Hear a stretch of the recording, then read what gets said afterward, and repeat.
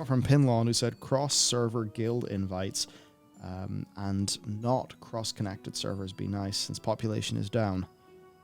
Might as well connect the existing active players. Yeah, I think there's a lot of players who want... I mean, there's that in terms of connecting servers. In terms of cross-faction gameplay. Yeah. I think there's a lot of people who just want to open up those restrictions. Yeah, I feel like they were perfectly sound in a smaller world. They were perfectly sound in a smaller World of Warcraft that had a lot of people out in the open world a lot of the time, and a World of Warcraft that had a lot more fucking players. Because it feels to me like they blasted up the number of servers to deal with, the peak times that it had. But as players dwindled, they've connected servers, but they haven't closed them, so it still feels like it was a weird divide. And I feel like they need to get rid of a lot of servers. Combine a lot of servers and kind of go with a, fuck it, everywhere will be highly populated. Design systems around letting that work and go for it. I think so, maybe. I don't know. It's a difficult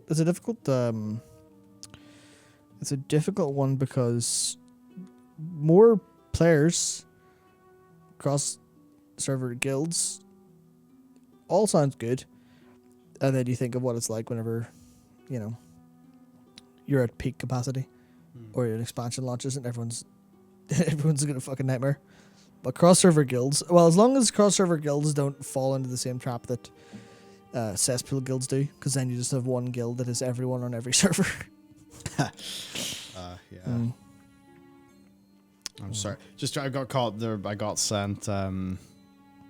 What's her surname? Lindsay Archicaro, who it was at Blizzard and released a four-part tweet that includes left Blizzard, but includes things like I've been assaulted, I've been harassed, I've been treated differently as a woman, I've been taken advantage of, my tenure became a curse. So that's all bright and sunny. That's not good. Yeah, ouch. Ugh. Some might say that's very bad. Well, hopefully her next job is good and better. Yep. Oh dear. Okay, Eugene said, I remember in times of Cataclysm, there were lots of bots spamming about gold selling.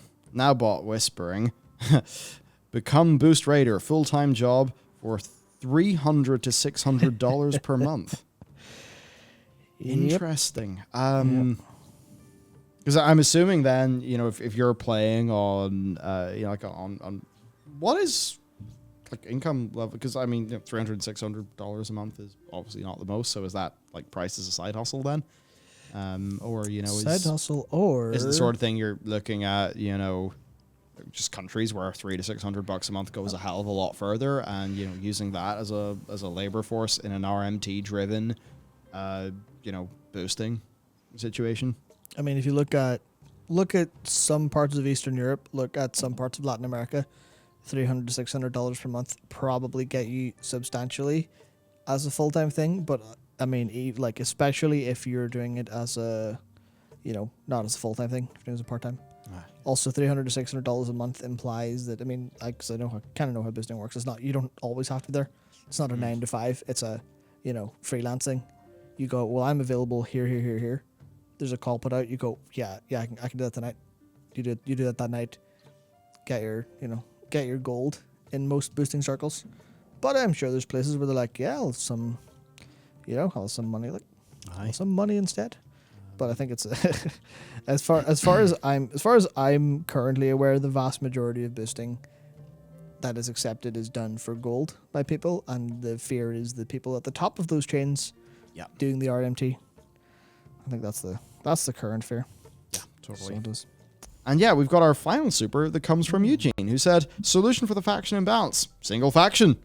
Horde versus Alliance haven't made much sense for a long time. The story is so bipolar. Alliance goes between revenge, forgiveness. Horde goes between being misfits / war crimes. I think it's because we've never done the faction war properly. Because, it was always like little hot points or flash points. And then the real faction war was Battle for Azeroth. Yeah. Yeah. They didn't. They, you know, in the battle, the actual battle for Azeroth is, you know, N'Zoth and the mission table, because the mission table has got the actual Azeroth war bit. Yep. I suppose. So, yeah. Yeah, that's the kind of thing. A single faction certainly be a solution, but I don't think that's a solution that would go down very well in terms of marketing. Like, hello, we've got a new faction. The Horde and the Alliance have shaken hands, and now they're good friends, despite all of their ideological differences.